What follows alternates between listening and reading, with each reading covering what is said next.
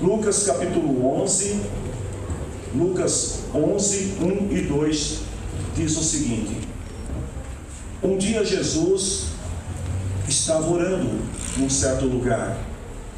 Quando acabou de orar, um dos seus discípulos pediu: Senhor, nos ensine a orar, como João ensinou os discípulos dele.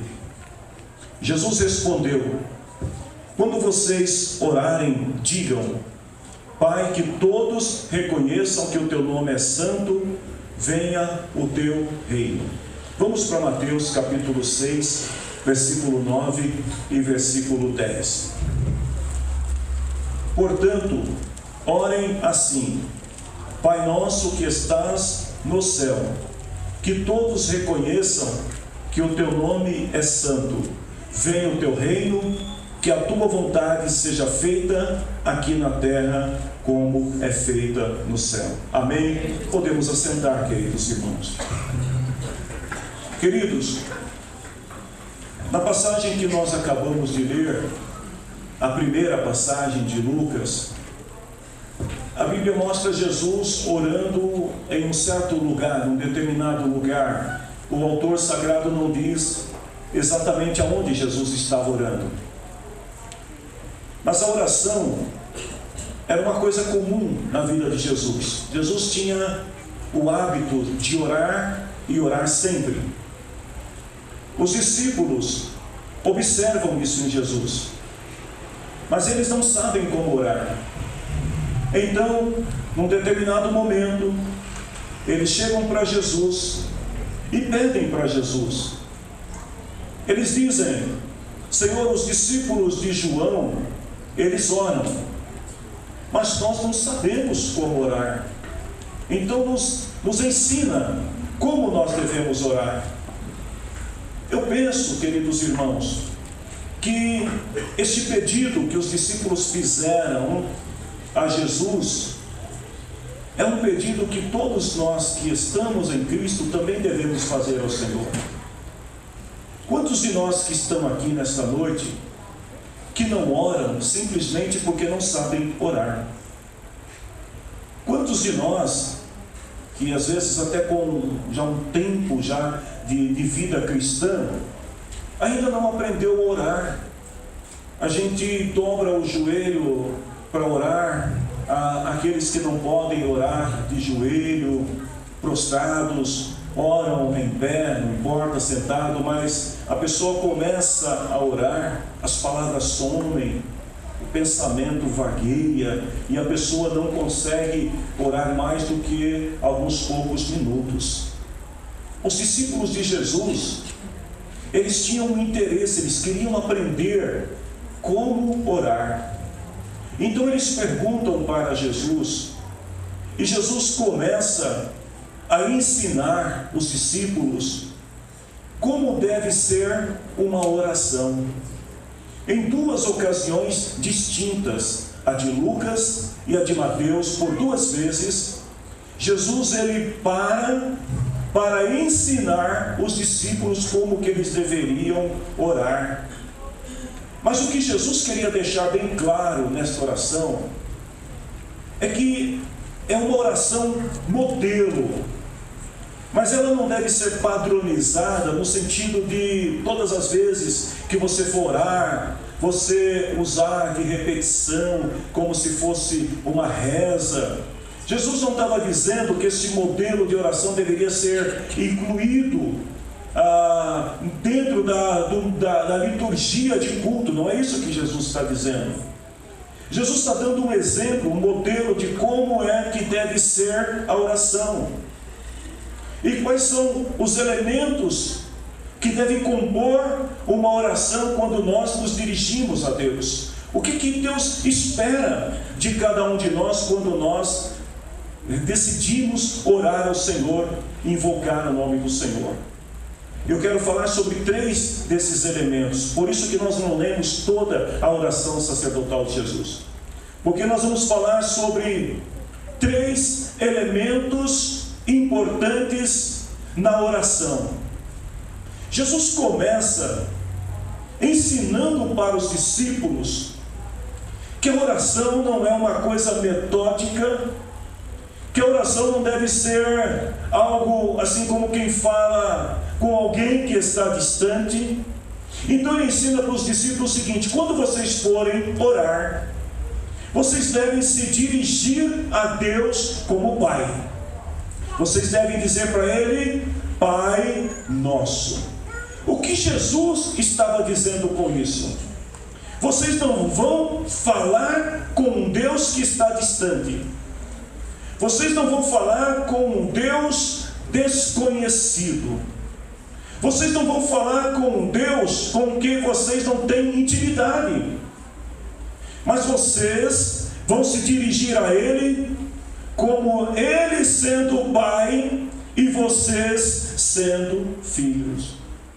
Mais adiante nós vamos em Romanos capítulo 8, versículo 15, que Paulo, ensinando a igreja de Roma, ele novamente fala sobre a nossa condição de filhos ao nos dirigirmos a Deus em oração. E aí eu te pergunto, como é que um filho fala com o pai? Como é que um filho se dirige ao pai? Algumas pessoas, quando vão orar, oram como se Deus estivesse tão distante, como se Deus não fosse capaz de ouvi-los. Mas quando Jesus fala que nós devemos dirigir a Ele como Pai, Ele está falando de intimidade, de relacionamento, que nós devemos ter com Deus, a ponto de falar com Ele, como Ele sendo nosso Pai e nós seus filhos. Paulo diz assim para os romanos: porque o Espírito que vocês receberam de Deus não torna vocês escravos e não faz com que tenham medo. Ou seja, você não precisa se dirigir a Deus com medo, com receio de que você vai falar com um Deus que é soberano, que é criador do universo, de todas as coisas. Paulo diz pelo contrário: o Espírito torna vocês filhos de Deus, e é pelo poder do Espírito que com fervor nós oramos a Deus. Paulo diz assim: Abba Pai, que quer dizer Pai, meu Pai. Paulo está dizendo o seguinte: se você tem o Espírito de Deus, você não precisa se intimidar, você não precisa ficar com medo de falar com Deus. Quando Paulo diz que nós devemos chegar a Deus e dizer Pai, meu Pai, ou Papai, Abba Pai, Paulo estava querendo dizer o seguinte: que a nossa oração, ela deve ser primeiro uma oração simples, sem muito rodeios. Deve ser uma oração objetiva, e deve ser uma oração sem censura. O filho não tem por que esconder do pai a sua identidade. O filho só esconde do pai a sua identidade quando ele tem medo do pai. Mas se ele tem relacionamento, se ele tem intimidade, se ele tem confiança, ele ora sem censura, ele abre o coração. E é isso que Jesus estava ensinando para os seus discípulos. Quando vocês forem orar, diga: Pai nosso que está nos céus, santificado seja o teu nome. O que Jesus queria dizer com isso? Que Ele não é somente o Pai, mas que Ele também merece o nosso respeito, não o nosso medo, mas o nosso respeito quando nós entramos na presença dEle, reconhecendo que Ele é santo. O que isso quer dizer? Deus se agrada de quem tem reverência por Ele. Deus se agrada de quem entra na presença dEle com humildade, mesmo sabendo que somos filhos, mas não podemos também entrar sorrateiramente de qualquer maneira. A segunda coisa que Jesus, o segundo elemento que Jesus vai ensinar na oração, Ele diz assim: venha o teu reino. O que Jesus estava querendo dizer com isso? Que o foco da nossa oração deve ser o reino de Deus e tudo aquilo que diz respeito ao reino de Deus. Quando Jesus diz isso, Ele está deixando bem claro que nós que vivemos entre dois reinos, né? Nós vivemos no reino natural e vivemos no reino espiritual. Nós estamos no reino terreno, mas também somos participantes do reino celestial. O que Jesus está ensinando aqui é que quando o assunto se trata do reino natural, quando o assunto se trata do reino terreno, qual é a nossa prioridade no mundo natural?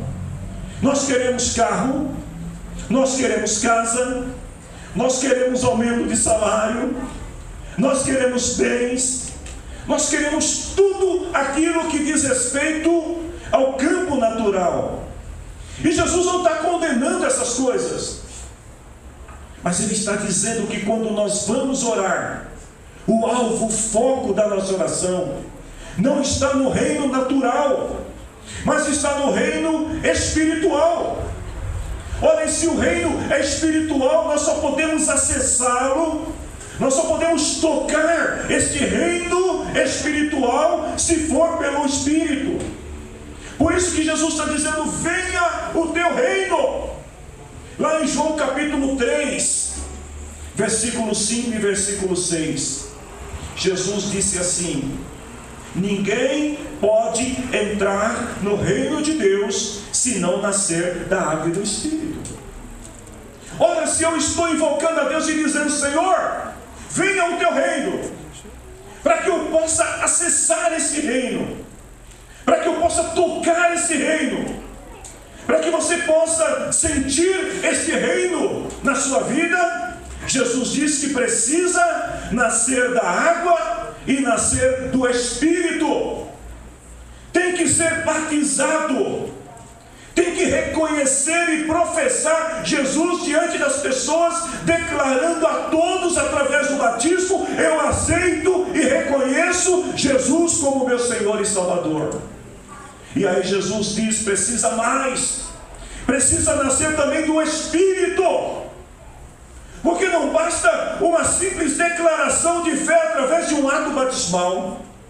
A pessoa precisa reconhecer no seu interior que Jesus Cristo é o seu Senhor e é o seu Salvador. Aí Jesus diz: quem nasce de pais humano é um ser de natureza humana, mas quem nasce do Espírito é um ser de natureza espiritual. Queridos, olha que palavra, que revelação que Jesus estava dando aqui.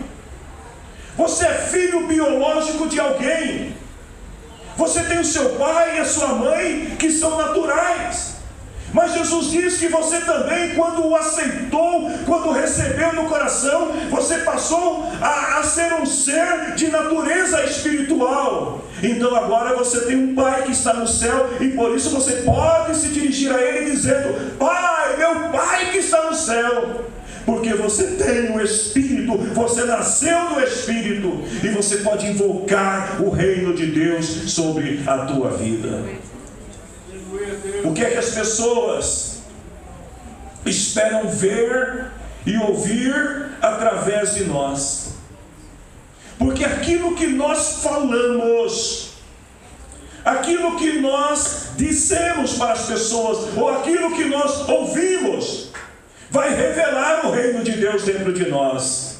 Se você puder, para você não ficar tão sério como você está na pregação, sei que você está ligado na palavra, mas diga para a pessoa que está do teu lado assim: as pessoas, pode dizer para o teu irmão aí bem forte, bem veemente, as pessoas vão reconhecer o reino de Deus através de você, naquilo que você fala, naquilo que você diz, naquilo que você ouve. Você pode glorificar o nome de Jesus. Só quem é cidadão do reino.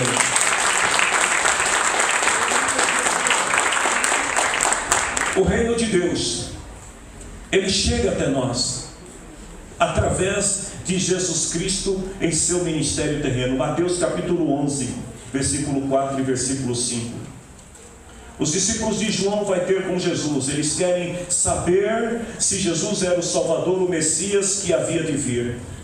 E aí Jesus diz assim para os discípulos de João: voltem e contem a João o que vocês estão ouvindo e vendo. O que vocês estão ouvindo e o que vocês estão vendo.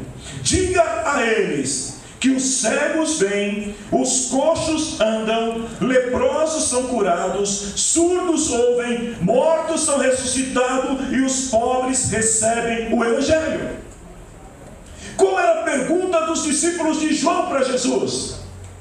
Nós queremos saber se você é o Messias, se você é aquele que há de vir, ou se devemos esperar por outros. Jesus não diz nem que sim e nem que não. Jesus diz: voltem e diga para João aquilo que vocês estão ouvindo e aquilo que vocês estão vendo. Eu estava meditando essa palavra e eu comecei a orar ao Senhor e dizer para Deus: Deus, o que as pessoas estão ouvindo de mim? O que as pessoas estão vendo na minha vida? Eu acho que essa é uma pergunta que cabe para cada um de nós aqui. O que as pessoas ouvem você dizer? E o que as pessoas veem você fazer? Porque aquilo que você diz e que as pessoas ouvem, e aquilo que você faz que as pessoas estão vendo, vão revelar quem você é. Você não precisa dizer: eu tenho o reino, eu vivo no reino, sou participante do reino. Você só precisa fazer como Jesus: olhem para cá, ouçam o que digo, vejam o que eu faço. O reino de Deus se manifesta através de Jesus. Nós vamos encontrar várias palavras, vários versículos na Bíblia, como em Mateus capítulo 9, versículo 35, que Jesus está andando pelas cidades, pelos povoados, e aonde Jesus chegava, ele se dirigia até as sinagogas. As sinagogas eram pequenas congregações onde o povo judeu se reunia para cultuar ao Senhor. E Jesus ia até esses lugares, e a Bíblia diz que ele anunciava a boa notícia sobre o reino de Deus e curava todo tipo de enfermidade. Quando Jesus chegava em algum lugar, ele levava a bênção de Deus, ele levava as boas novas, e as pessoas eram curadas com a presença de Jesus. Lá em Mateus capítulo 10, ainda versículo 7 e versículo 8, Jesus ele comissiona 72 discípulos para sair e para fazer a mesma coisa que ele estava fazendo, e ele diz assim: vão e anunciem para as pessoas, o reino de Deus está perto. Em Mateus capítulo 11, versículo 12, a Bíblia diz que Jesus, todos os dias, ele vinha anunciando o Evangelho, e João também anunciando. E aí Jesus fala assim: até hoje o reino de Deus tem sido atacado com violência, e as pessoas violentas tentam conquistá-lo. Em Mateus capítulo 24, versículo 14, Jesus diz: a boa notícia sobre o reino será anunciada no mundo inteiro, como testemunho para toda a humanidade, e então virá o fim. Em Lucas capítulo 9, versículo 10 e versículo 11, Jesus diz para os seus discípulos novamente na comissão de 70: curem os doentes na cidade, digam ao povo, o reino de Deus chegou até vocês. Aí Jesus fala assim: olha, vocês vão chegar em alguns lugares que as pessoas não vão querer recebê-los, as pessoas vão ignorar vocês, as pessoas vão fechar as portas para vocês, e quando isso acontecer, vocês devem bater o pé, devem sacudir a poeira que está no pé, devem sair daquela cidade, mas devem dizer para as pessoas: lembre-se, o reino de Deus chegou até vocês. Em Lucas 11, 20, Jesus diz: é pelo poder de Deus que eu expulso demônios, e isso prova que o reino de Deus chegou até vocês. Ainda em Atos capítulo 8, versículo 5 até o versículo 12, a Bíblia conta a história de Filipe, o diácono que tornou-se evangelista. E a Bíblia diz que por onde Filipe saía, ele anunciava a palavra de Deus para as pessoas. As pessoas começaram a acreditar na mensagem que Filipe estava pregando. E a Bíblia diz que ele falava a respeito da boa notícia do reino de Deus. Sabe qual é o grande problema hoje, meus queridos irmãos? É que muitas vezes nós estamos deixando de falar do reino de Deus para falar de tantas outras coisas. E o mundo não precisa saber das outras coisas. O que o mundo precisa é saber que o reino de Deus já chegou até nós e está entre nós. Lá em Hebreus capítulo 12, versículo 24 até o versículo 28, deu uma vontade de parar nesse versículo aqui e apagar tudo que eu já tinha meditado e falar, não, vou pregar esse versículo, porque é muito profundo o que o escritor aos Hebreus está dizendo aqui no capítulo 12, 24 a 28. Ele diz assim: vocês chegaram até Jesus. Quem aqui nessa noite já chegou até Jesus? Levanta a mão, deixa eu ver. Quem já chegou até Jesus?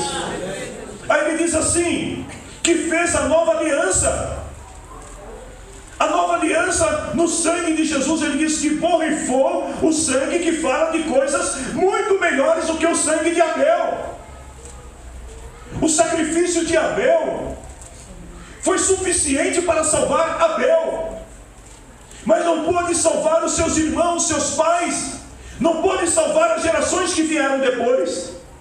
Mas aí o escritor aos Hebreus diz assim, que quando Jesus veio, o sangue da nova aliança foi suficiente, foi mais poderoso do que o sangue de Abel para trazer salvação a toda a humanidade. E aí ele continua e diz assim: tenham cuidado, não recusem ouvir aquele que fala. Aqueles que recusaram ouvir a pessoa que entregou a mensagem divina na terra não puderam escapar. Por isso, muito menos escaparemos nós se rejeitarmos aquele que lá do céu nos fala. Versículo 26 ele diz: naquele tempo a voz de Deus fez com que a terra estremecesse, mas agora ele prometeu: mais uma vez farei com que trema não somente a terra, mas também o céu. Há uma revelação muito grande por trás dessa palavra, quando ele diz: farei com que trema não só a terra, mas também o céu. Aí ele diz, as palavras, mais uma vez, mostram muito bem que as coisas criadas serão abaladas e mudadas para que os que não podem ser abaladas continuem como estão. E no versículo 28, ele conclui dizendo: por isso sejamos agradecidos, pois já recebemos um reino que não pode ser abalado. Olha que coisa linda. Será que você pode dar um glória a Deus aí, irmão? Nós recebemos um reino que não pode ser abalado. Pode passar os céus e a terra, mas esse reino é eterno. O que Paulo estava querendo dizer aqui, querido meu escritor aos Hebreus, estava querendo dizer é que nós temos que ser agradecidos e adorar a Deus de um modo que o agrade, com respeito e com temor. Hoje de manhã eu estava aqui na igreja e antes de começar a oração, um irmão ficou sentado aqui do meu lado e a gente começou a falar um pouco. O irmão a gente até passou 6 minutos do horário de iniciar a oração. E aí de repente ele me falou uma palavra. Aí eu olhei para ele e falei assim: amém, meu irmão, você acabou de me dar uma palavra para hoje à noite, que vai corroborar com aquilo que Deus tem colocado no meu coração. 2 Coríntios 3, 2 e 3. Paulo diz assim, que nós somos a igreja de Cristo, nós somos o reino de Deus aqui na terra. E como igreja de Cristo, nós somos como uma carta escrita pelo próprio Deus para ser lida pelos homens. Eu vou repetir para você guardar esta palavra no teu coração. Nós somos uma carta escrita pelo próprio Deus para ser lida pelos homens. Paulo, o que ele está querendo dizer aqui é o seguinte: você não precisa fazer exatamente as mesmas coisas que Jesus fez para manifestar o reino de Deus na sua vida. Mas o que você precisa é tornar visível o reino de Deus quando você o invocar. Que venha o teu reino. Ele diz assim: vocês são a nossa carta, escrita no nosso coração para ser conhecida e lida por todos. O mundo vai olhar para você e sabe o que ele vai ver escrito na vida de cada um de vocês que serve ao Senhor? Ali está o reino de Deus. Por isso que Jesus falou para os discípulos: aonde vocês chegarem, vocês vão dizer: é chegado o reino de Deus. Mas aonde está o reino de Deus? O reino de Deus está dentro de você. E aí ele diz assim: vocês são uma carta escrita pelo próprio Cristo. O próprio Cristo, o próprio Deus escreveu e estabeleceu que você é um cidadão do céu. As evidências internas que vão mostrar que o reino de Deus está em nós. Quando a gente fala das evidências externas e as pessoas estão procurando por isso, É por isso que muitas vezes as pessoas vão em determinados lugares onde há algumas manifestações do tipo... Agora fugiu a palavra. Espera que eu vou lembrar a palavra aqui. Não é... descapitalização. Ô Senhor, esse nome é complicado, né? Algumas pessoas procuram. Não é descapitalização, não é. É capitalização mesmo. Por quê? A pessoa procura porque, uau! Olha, eu estou vendo evidências externas de que ali existe o reino de Deus. Quando alguém vê alguém sendo curado, a pessoa, uau! Ali eu estou vendo a evidência do reino de Deus. Mas Jesus queria ir mais adiante com seus discípulos. E por isso, quando eles voltam, lá de Lucas capítulo 10, todos felizes, jubilantes, e dizendo para Jesus: olha, nós expulsamos demônios, nós curamos enfermos, nós vimos o diabo caído do céu como raio. Aí Jesus pega e olha para eles e fala: vocês estão felizes por causa dessas coisas? Existe algo maior para vocês se alegrarem. É saber que o nome de vocês está escrito no livro da vida. E é por isso que Jesus ele vai dizer para os seus discípulos: quando perguntarem aonde está o reino de Deus, vocês vão dizer: o reino de Deus está dentro de nós. Ou seja, os sinais internos, eles evidenciam, eles mostram que o reino de Deus está em nós. O que Jesus estava querendo dizer é o seguinte, lá em 1 Coríntios capítulo 2, versículo 12 até 14, Paulo vai falar sobre essa verdade também e vai explicar para a igreja de Coríntios que às vezes muitas pessoas estão dentro da igreja, conhecem o reino de Deus, ouvem falar do reino de Deus, veem as evidências externas do reino de Deus, mas ainda não experimentaram o reino de Deus no seu interior, o nascimento espiritual. São as pessoas que às vezes vão à igreja, gostam da Bíblia, gostam de cantar, gostam de orar, gostam da nossa filosofia de vida, do nosso estilo de vida, acham mal barato ser cristão, mas ainda não receberam o Espírito de Deus, por isso não compreendem o que significa orar e dizer: venha o teu reino. Nós só podemos compreender o que é o reino se nós entendermos primeiro o significado do nascer de novo. Paulo diz assim: não foi o Espírito desse mundo que nós recebemos, mas o Espírito mandado por Deus, para que possamos entender tudo o que Deus nos tem dado. Sabe por que algumas pessoas não entendem as coisas de Deus? Porque ainda não tem o Espírito de Deus. Sabe por que algumas pessoas têm tanta confusão mental, tanta dúvidas em relação às coisas de Deus? Paulo diz aqui: para entender as coisas de Deus, nós precisamos ter o Espírito de Deus. Nós só vamos poder clamar e dizer: venha o teu reino, e vamos receber o reino, se nós tivermos o Espírito. Aí Paulo diz: quando falamos, nós usamos palavras ensinadas pelo Espírito de Deus e não pela sabedoria humana. Assim explicamos as verdades espirituais aos que são espirituais. Eu pergunto nesta noite: vocês estão me entendendo? Amém. Sabe por que vocês estão me entendendo? Porque nós somos espirituais, somos cidadãos do céu, estamos falando a mesma linguagem. E por isso nós conseguimos entender. Paulo diz: nós explicamos as verdades espirituais para quem é espiritual. Mas quem não é espiritual não consegue compreender essas coisas. Ele diz: porque quem não tem o Espírito de Deus não pode receber os dons que vêm do Espírito, e de fato nem mesmo pode entender. Aí ele conclui dizendo: essas verdades são loucura para essa pessoa, porque o sentido dela só pode ser entendido de modo espiritual. As pessoas só podem entender as coisas de Deus se nascerem de novo, se tiverem o Espírito de Deus. 2 Coríntios capítulo 6, 3, versículo 6. É possível até, queridos, que às vezes líderes, escute o que eu vou dizer para vocês, é possível que às vezes até líderes, pastores, é possível que até pessoas que tenham muito tempo de fé ainda não conheçam o reino de Deus, porque não tem o Espírito de Deus. Tem a religião dentro do coração.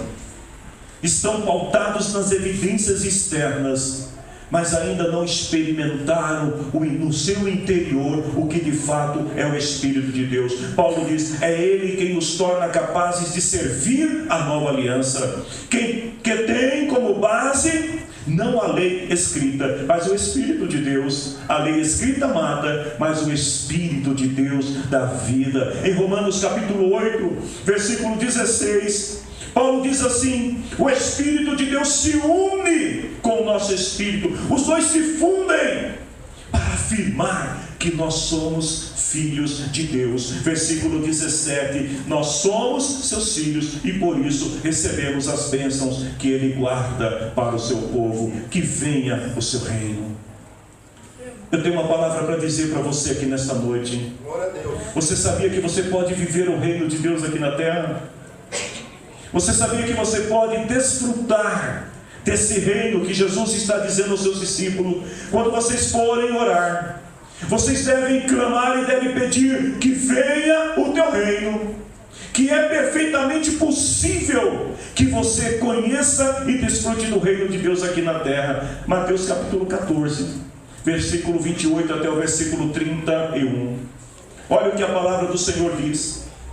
Pedro é convidado por Jesus para caminhar sobre as águas e ir ao seu encontro. Deixa eu te fazer uma pergunta: se Jesus te convidar para você entrar no mar e sair andando sobre as ondas, sobre a água, você teria coragem?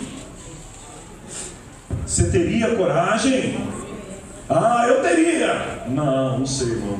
Olha, eu já tenho medo até de areia de mar, quanto mais entrar dentro do mar. Alguém vai dizer assim: eu iria. Com a prancha de surf eu iria. Mas Pedro é pescador. Pedro sabe que a água, se pisar na água, afunda. Mas agora Jesus está chamando e dizendo para Pedro: Pedro, vem.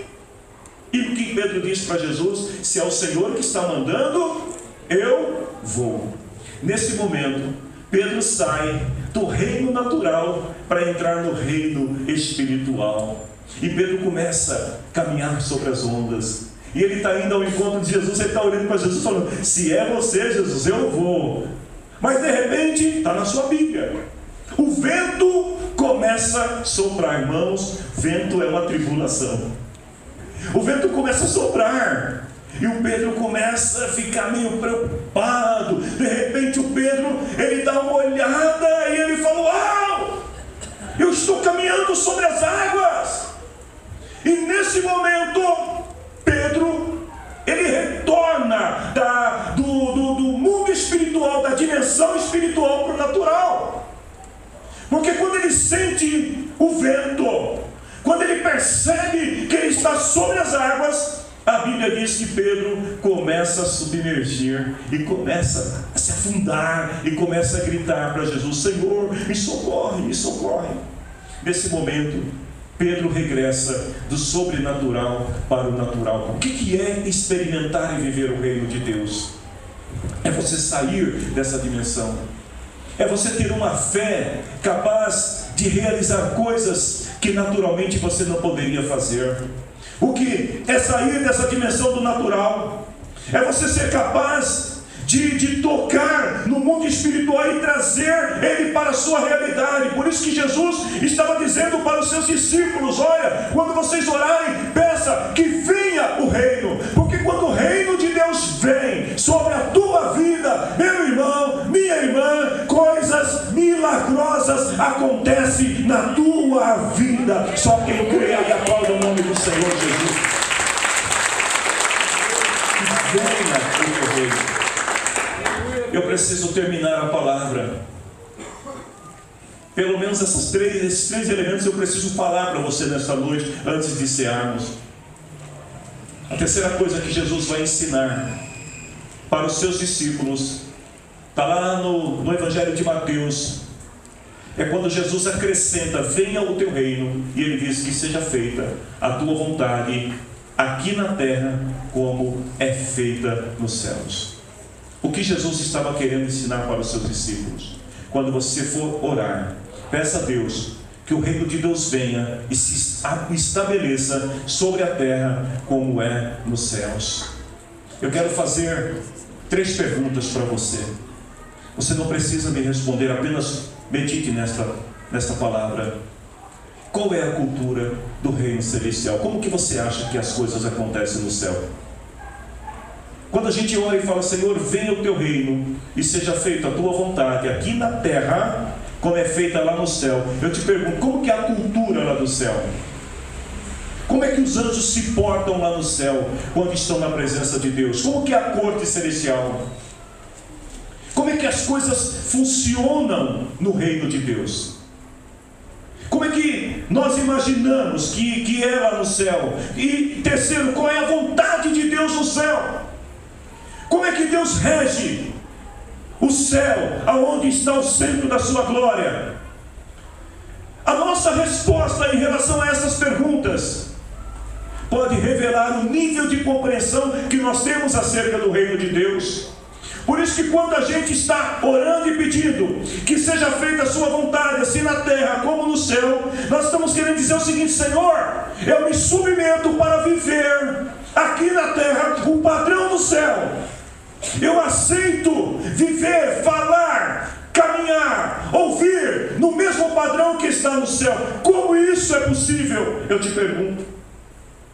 Paulo, escrevendo aos Romanos, capítulo 14, versículo 17, ele nos mostra um caminho. Ele diz assim: o reino de Deus não é uma questão de comida ou bebida. Talvez se Paulo tivesse vivido em nossos tempos, Paulo teria acrescentado uma lista interminável de coisas naturais.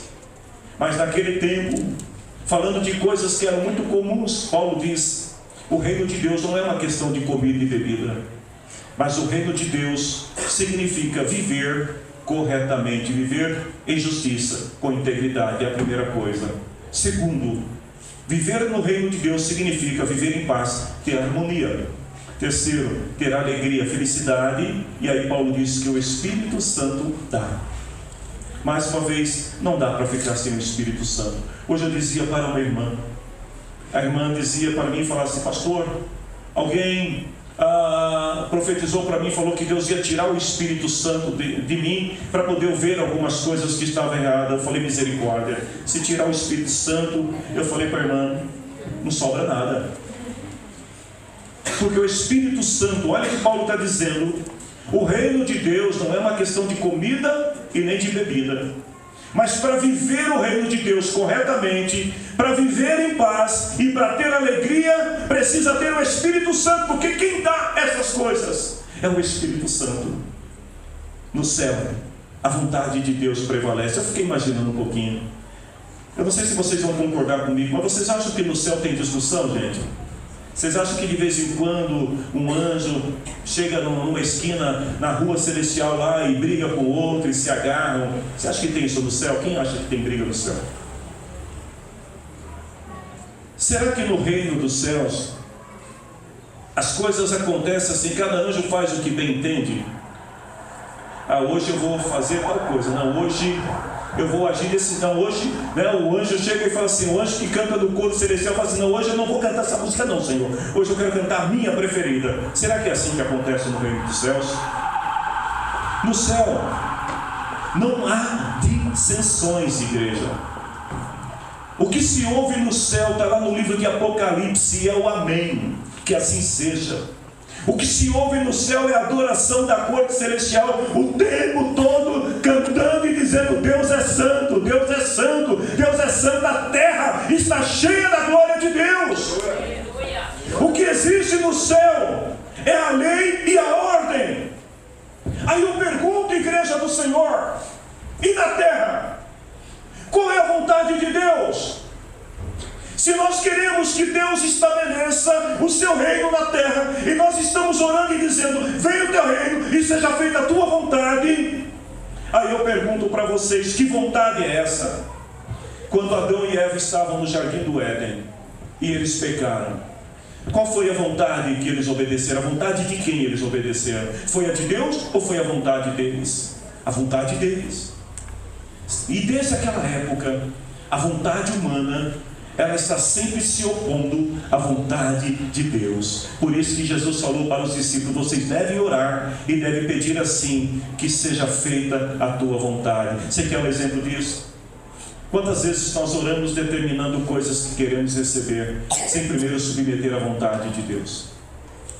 Quantas vezes a gente ora e a gente vê muitas vezes até orações que não são respondidas, e aí eu te pergunto, por que algumas orações não são respondidas?